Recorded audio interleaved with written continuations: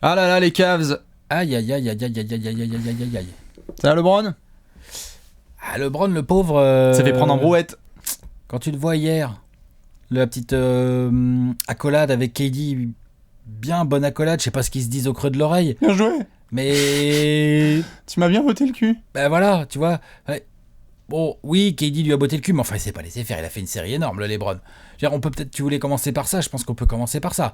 On s'installe, Alex, bien évidemment. Pour commencer, déjà, on s'installe et on tend les mouchoirs aux fans des Cavs.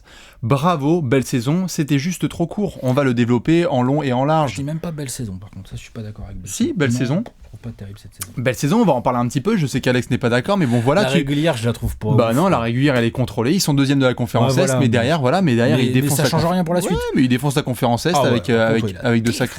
avec de sacrés rounds quand même qu'ils ont bien gérés, avec un petit 12-1, et puis derrière tu te bats en finale. Certes, tu perds 4-1, mais au moins tu en remportes un pour éviter de te faire quand même sweeper bien comme il faut. Un bien historique en plus, avec le Game 4 partout. est bien historique. Et puis il y a des joueurs quand même qui, dans l'attitude, moi j'ai assez bien aimé, on l'a vu en sortie notamment de Game 5, tu vois que les gars ils sont pas, c'est pas le même sentiment que par exemple il pouvait y avoir quand Miami se fait défoncer par les Spurs, c'est-à-dire que j'ai trouvé que les mecs ils sont là genre, tout ce qui est LeBron, Kyrie, les mecs ils disent on y retourne l'année prochaine. Oui.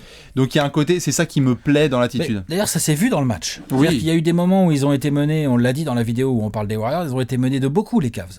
Ils n'ont pas lâché, ils sont revenus dans le match. Tu vois ? Ils sont revenus, ils ont obligé les Warriors à s'employer pour aller chercher cette balle. J'aime bien le Big Three, LeBron, Kyrie, Girard. Ah bah alors là par contre oui. Gérard, ah bah n'empêche Girard. Il n'y a pas la place pour la célébration, mais il y a 25 points à 7 sur 8 du parking, Détroit avec la faute, Détroit sur une jambe, Détroit de 12 mètres, Détroit Pistons. Il y en a eu dans tous les sens. Franchement, c'était incroyable. Il s'est fait tellement plaisir. Les grands joueurs. Pas si mal défendu. Hein. Les grands joueurs. Les grands matchs, les grands joueurs. Les grands matchs, les grands joueurs. Les légendes répondent dans les grands moments. Donc du coup, Girard 25 points dans le match éliminatoire. C'est comme ça. Malheureusement, comme vous le savez avec cette vidéo, on va devoir un petit peu faire le listing des gars qui soit n'ont pas fait leur boulot et surtout vont aborder un été un peu tendax. Mine de rien, hein. On va se faire la liste. Avant ça, juste Alex, donnons quelques félicitations à LeBron, premier joueur de l'histoire à finir une finale NBA en triple-double. Franchement, dans ses standards. Qu'est-ce qu'on peut tellement lui demander de plus à l'autre ? À un moment donné, non mais c'est vrai, tu vois, après, il est énorme quand même. Oui. Qu'est-ce qu'on peut lui demander de plus à faire sur le terrain, je parle. Non, c'est très fort. Même en termes de leadership, je l'ai trouvé bien. C'est lui qui il a joué quoi ? Il a joué à 44 minutes par match. Ah oui, il a tout donné. Et il a tout donné du début à la fin des playoffs, parce qu'il a fait des playoffs énormes. Il a fait des finales énormes après des playoffs énormes. Et il commence dans un contexte, on s'en souvient, il y a 10 jours avec sa maison à Los Angeles qui est taguée. Ouais, mais au niveau, je veux dire, c'est pas, t'abordes pas la finale dans un esprit quand même super positif. Donc LeBron, difficile de lui en vouloir. Kyrie fait le boulot. C'est pas ce qu'il y a de plus régulier, mais Kyrie fait le boulot. C'est lui qui est grandement responsable des Cavs qui tiennent dans le Game 3 et qui remporte le Game 4. 38 et 40 points, Kyrie. On peut dire ce qu'on veut. Il a pas été forcément même très bon sur le Game 1. J'ai trouvé pas si mal. Voilà. Je veux dire, on peut dire tout ce qu'on veut sur le niveau défensif de Kyrie, qui est ce qu'il est. Hein. Il a beaucoup d'oubli. Moi, ce qui me saoule le plus, c'est pas le niveau défensif. Hein. C'est pas défensif. Moi, c'est défensif. Moi, c'est comment il fait pas assez tourner la balle. Faut qu'il progresse à ce niveau-là en attaque. Mais ça va venir. Il est jeune, Kyrie. Ça va venir. Hein. Mais ça, c'est ce qui me saoule le plus, moi. Au-dessus de sa défense. Ah ouais. Et la défense de Kyrie, c'est vrai que c'est pas terrible. Non, mais même moi, vraiment, je trouve. C'est pas tant son boulot que ça d'être dans la création. Putain, il est meneur de jeu ou il est pas meneur de jeu ? C'est un meneur comme Iverson, quoi. Tu vois, c'est un arrière. S'il te plaît, non. Non, mais je veux dire, c'est un scoreur, Kyrie. Il est pas dans la distribution, c'est pas un mec. Bien sûr que c'est un scoreur, mais Stephen Curry, c'est un scoreur aussi. Oui, je trouve que le côté humilité pour le collectif. Genre, je te parle pas de faire forcément des passes d'ess. Je trouve que quand il est en ISO, quand il sort du pic, si ça switch bien et qu'il commence à se faire trapper, je trouve qu'il perd un peu de temps à la lâcher. Je trouve qu'il y a plein de fois où il est génial. Il te sort des drives incroyables, des finitions comme lui seul peut faire, des shoots incroyables. Par contre, je trouve que il a une belle marge de progression, Kyrie, en termes de je suis un scoreur, mais je suis quand même capable de faire tourner un peu mon équipe. Voilà. C'est ça qui me. Certes, je vois certains qui sont là en train de oui, son QI basket est faible. Bon, alors là, ça c'est. Tu vois, les gars, ils tombent dans l'excès direct. Hein, tu vois, j'ai lu ça. T'as lu ça ? Kyrie Irving, son QI basket est faible. Sur Caramel ? Non, mais tu vois, on lit ce genre de choses. Donc ça, on peut difficilement être. Enfin, même c'est impossible d'être d'accord avec ça. C'est faux. Par contre, on peut effectivement en attendre un peu plus d'un joueur qui a autant de facilité technique. avec la balle. On peut en attendre un peu plus en termes de circulation, en termes de gestion du tempo. Très bien, je te laisse. Pour le coup, je pense que c'est pas son rôle, mais on pourra en parler pendant des ans et des milles. Je vois qu'Alex, il est déjà ronchon, ça tombe bien parce qu'on va devoir enchaîner.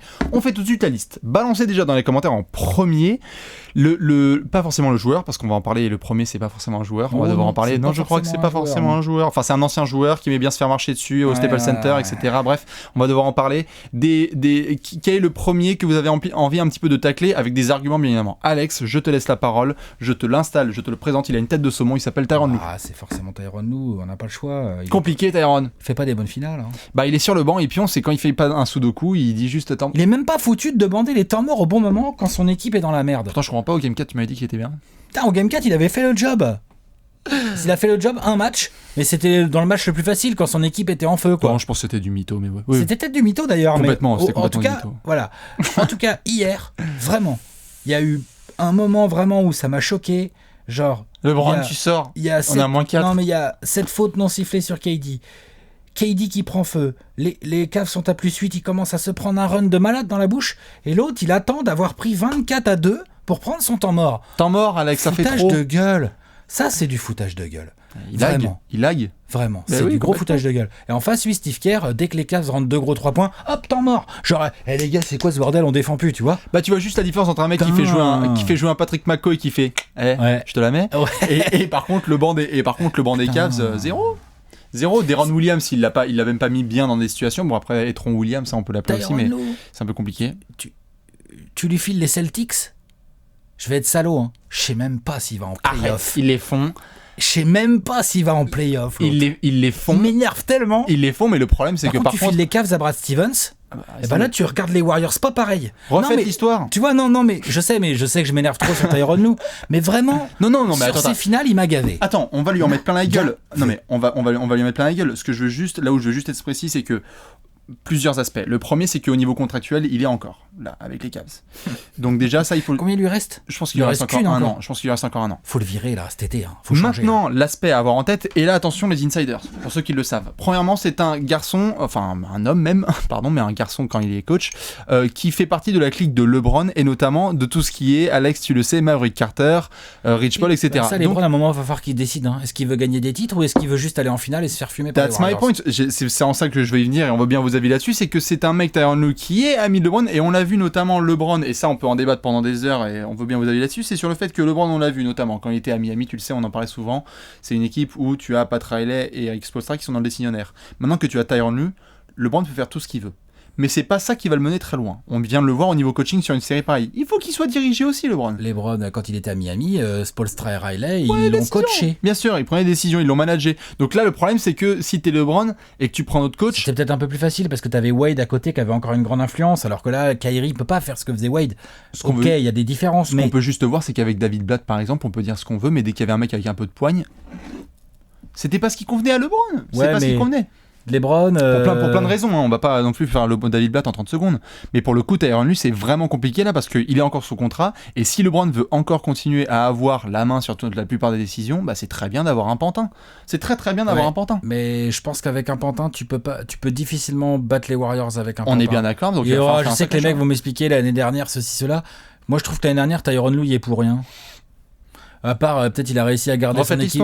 Il a réussi à garder son équipe dedans. Je pense que Tyronn Lue, en termes de discours, c'est pas si mal. Alors, on l'a dit, c'est un disciple de Doc Rivers, c'est point barre. Mais tu vois, par exemple, l'entame des Cavs, je veux bien en mettre un peu au crédit de Tyronn Lue hier. Non mais si, tu vois, ils sortent du vestiaire, tu sens qu'on leur a passé un message. Dans le vestiaire, je peux mettre le trailer de 300 et leur dire allez-y les gars. Bon, d'accord, mais tu vois ce que je veux dire. Ok. Par contre, je trouve que pendant le match, tu dois aider ton équipe. Ok. Mieux que ça. Tyronn Lue, c'est le premier. Voilà, on s'est bien défoulé. Deuxième, attention, niveau joueur. C'est tout ? Non. Il y a des joueurs qu'on doit mentionner bien évidemment en premier. Son prénom commence par Kevin et son nom finit par Love. Alors, tu veux commencer par lui ? Bon. Très bien. J'ai pas d'ordre de prio, hein, mais parce que moi, si je pouvais me permettre quand même en prio, je pense que le banc des Cavs, c'est trop compliqué. Le banc, c'était une maison de retraite. On l'a vu là sur cette série, le 5 majeur, ça allait. Kevin Love ne fait pas des mauvaises finales. Non, j'ai pas dit ça. J'ai dit qu'il y a des choses à lui reprocher. Il y a des choses à lui reprocher, on va y venir. Mais ce que je veux dire, c'est que les Cavs, et tiens, il y a Tyronn Lue ensuite qui nous appelle. Allô, j'ai rien fait, c'est pas ma faute. Pour le coup, le banc des Cavs, il faut que tu l'améliores. C'est pas possible. Tu n'as pas eu de. Si ton meilleur contributeur, c'est Richard Jefferson, c'est pas possible. Non, c'est pas possible. Par contre, je sais que je vais encore revenir à Tyronn Lue. utilise-moi Channing Frye. Non. Mais si, un petit peu. Ça mange pas de pain. Et il fait pas tourner. Eric Williams, Dante Jones. Alex, t'as vu les blasts qu'il a sur le banc.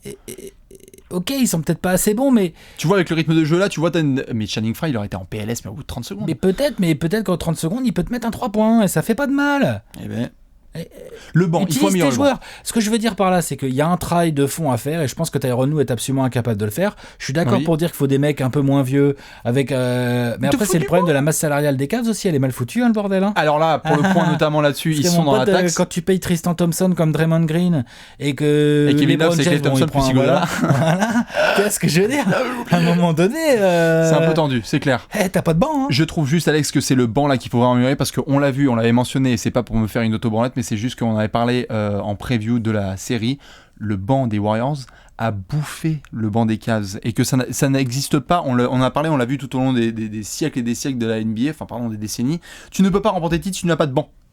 C'était pas possible. Et ils en ont pas. Ils en ont dans la conférence Est. Alors c'est bien, tu peux avoir un Corver game, un Deron game, etc. La différence, c'est que le 5 majeur fait des différences de ouf. Oui. Donc faire rentrer Kyle Korver et Deron Williams quand tu mènes de 15, c'est pas pareil que quand t'es mené de 5. Exactement. Ah non, mais ça, on est d'accord. Et puis qu'en face, il y a... Enfin bon, bref. Allez, vas-y, je te lance la petite plateforme. Lâche-toi sur Kevin Love. On sait qu'il y a beaucoup de monde qui voulait parler sur Kevin Love. Sur Kevin Love, je voulais juste signaler que Kevin Love, pour moi, fait partie peut-être des joueurs que LeBron va avoir envie de trader cet été. Carmelo ou autre chose, j'en sais rien, je m'en fous. Mais en tout cas, je pense que s'il y a une monnaie d'échange à faire bouger côté Cavs, c'est Kevin. Tristan, il faut qu'on en parle aussi un petit peu pendant qu'Alex mentionne Kevin Love.